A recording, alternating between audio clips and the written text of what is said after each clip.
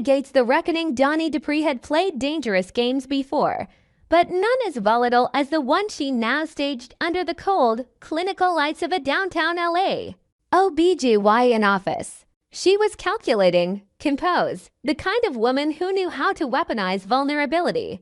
She told herself this wasn't about revenge. It was about reclaiming what should have been hers all along. Bill Hamilton. The Hamilton name. The Hamilton legacy. The Hamilton billions. After years of being sidelined as Bill's former flame, she needed a dramatic gesture to wrench him back into her orbit. The answer was simple, if ruthless: a pregnancy. His child. Or so he would think. The plan was seamless. Whispered texts, late-night visits, enough intimacy to plant a seed of possibility in Bill's mind.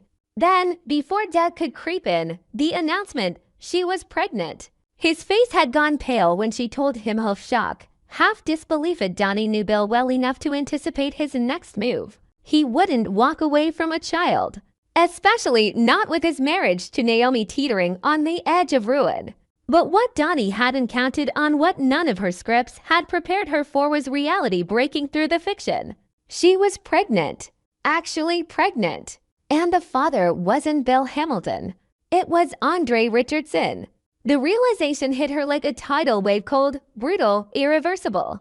Andre had been a mistake. A beautiful, exhilarating mistake, but a mistake nonetheless. He was everything Bill wasn't. Impulsive, younger, passionate, dangerous. Dani had always told herself their affair was nothing but a release, a way to burn off steam before re-entering the more strategic world she shared with Bill.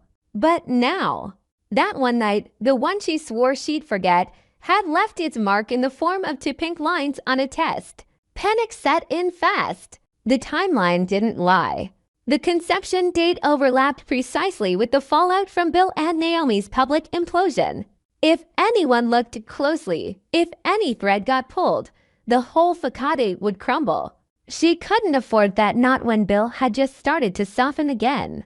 Not when the media had begun spinning the narrative of the billionaire who might finally rebuild his family with the woman he once lost. So Dani did what Dani always did: adapted.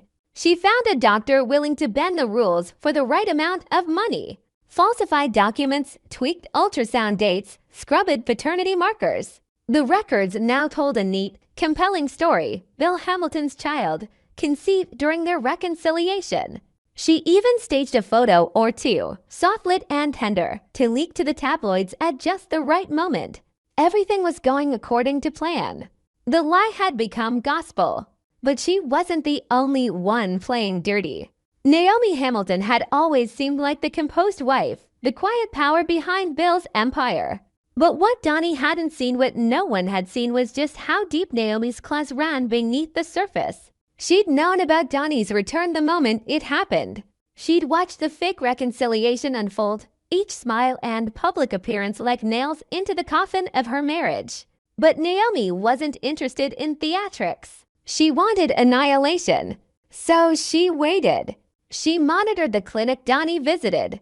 She bribed a technician, copied the original ultrasound files, and had them independently verified. The truth couldn't be more damning. The child growing inside Dani Dupree wasn't Bill Hamilton's. It was Andre Richardson's. Niaomi had the proof. Hard, clinical, time-stamped proof. But she didn't confront Dani. Not yet. Instead, she laid the groundwork. A leaked photo here, a cryptic tweet there, a quiet meeting with Andre's ex-girlfriend who, as it turned out, was more than happy to confirm his whereabouts on the night in question. Niaomi wove a trap so elegant, so surgically precise, that when it snapped shut, Dani wouldn't see it coming. Meanwhile, Dani was already cracking under the pressure. Andre had started asking questions. He knew about the pregnancy, knew about the dates, and he was no fool. He might have been careless once, but he wasn't blind. Dani tried to deflect, to assure him it couldn't be his. But the more she pushed, the more Andre pulled. He hired a private lab. He demanded access to the medical records. He was closing in.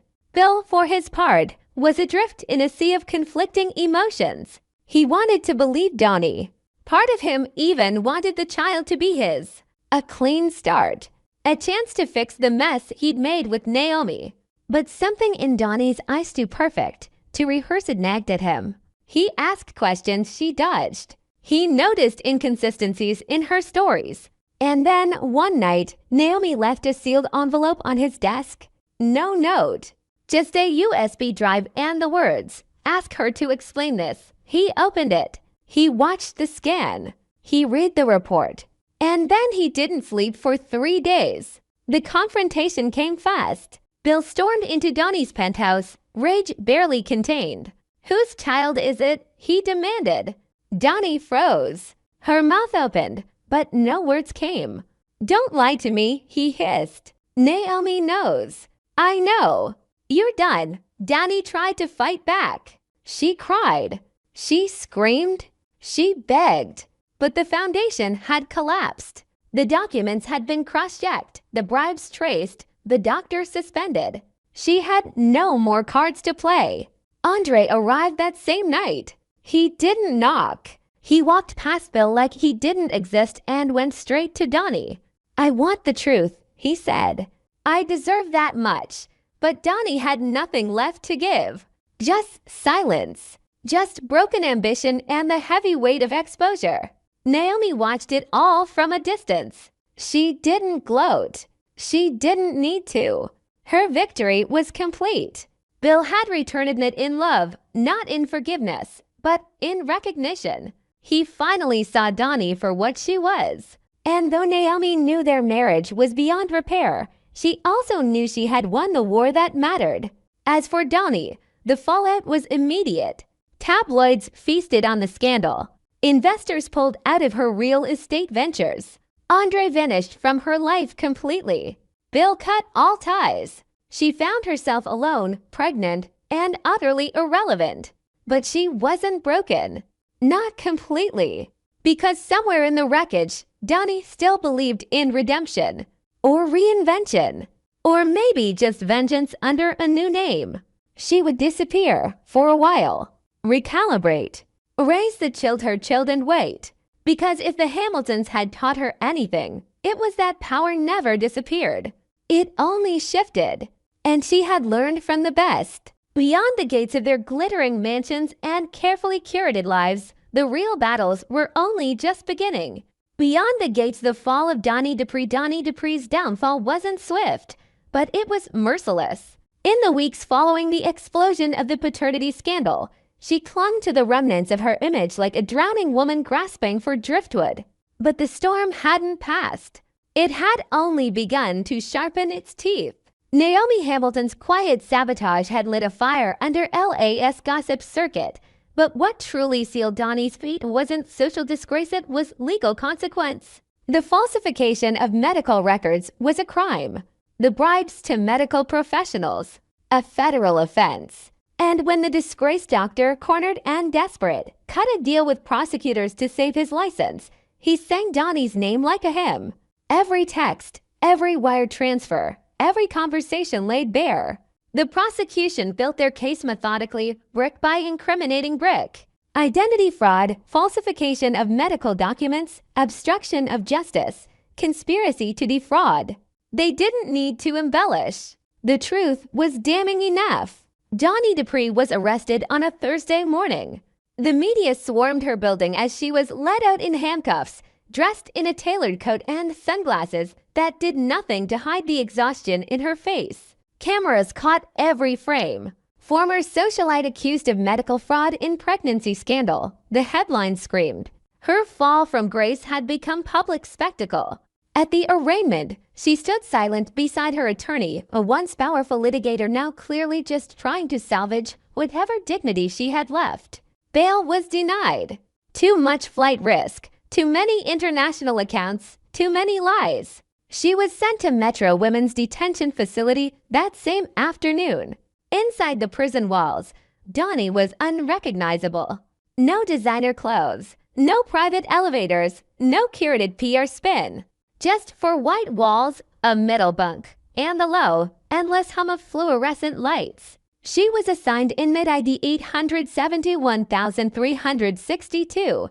The guards knew who she was. So did the other inmates. Most treated her like a curiosity at first, some with mockery, others with caution. A few admired the scandal. Fame, even disgraceful fame, still carried weight behind bars. But Dani wasn't built for prison. Not physically. Not emotionally. She lost weight. Her hands shook. She stopped brushing her hair. The first trimester of pregnancy passed in a blur of metal trays, echoing alarms, and whispered conversations at payphones that never led to anything but more isolation. Bill never called. Andre vanished. Her lawyers stopped returning messages when the money ran out. But Niaomi visited. Not out of mercy. Not for closure. But to deliver a final blow face to face. They sat across from each other in the sterile visiting room, glass separating them. Dani's hand trembled as she lifted the receiver. Niaomi's eyes were calm, cold. "I wanted you to know," Niaomi said, her voice like velvet on steel, "that I didn't do this because of Bill. I did it because of you." Dani swallowed hard. "You ruined me." "No," Niaomi replied, her voice even. "You did that all on your own." "I just turned the lights on." There was a long silence. Then Niaomi leaned in, her voice lowering, cutting. "But I have to thank you. You gave me something I never thought I'd get. A clean exit, full custody, public sympathy, a ruined rival. And Bill. He finally saw what kind of woman I had to become to survive all this. He respects me now. That's worth more than love ever was." Dani hung up first. The next few months blurred. Her trial date was set. She was denied a plea bargain. The judge made an example out of her. Sentenced to 5 years for fraud with eligibility for parole in 3. It could have been worse. It should have been worse. But her pregnancy spared her the harshest sentence. The court cited medical considerations. A child shouldn't be born behind bars, they said. But even that decision came with a cruel twist. Child Protective Services stepped in. Given Dani's criminal record, the state didn't consider her fit to raise the baby alone. If she gave birth in prison, custody would be reviewed immediately. Unless a suitable guardian stepped forward, the child would enter the system. It was a cold, bureaucratic threat, but it hit Dani like a guillotine. She had no one left. No family. No friends. No allies. Except one. Andre Richardson.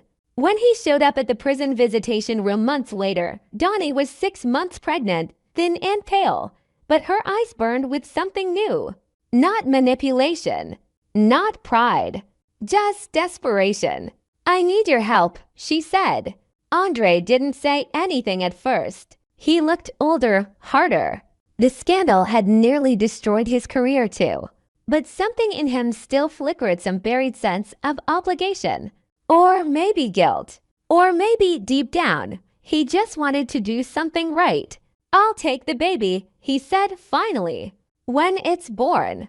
I'll raise it," Dani cried for the first time in months. The birth was quiet, clinical, behind reinforced doors. No photographers. No scandal.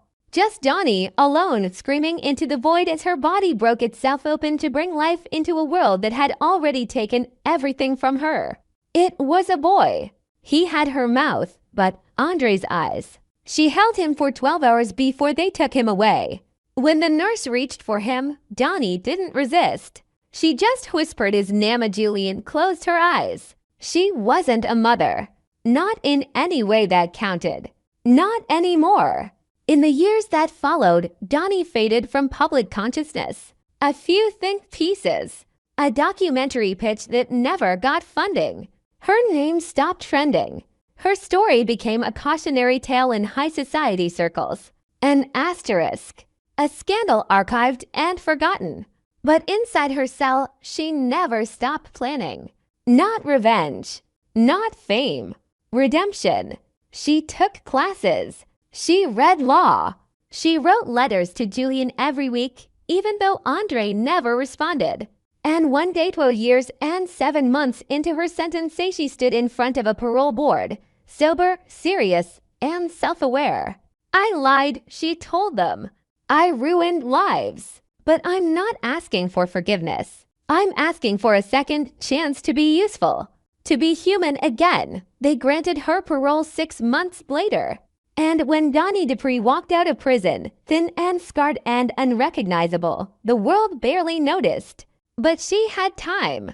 And for the first time in her life, she wasn't looking for power. She was looking for a way back to her son.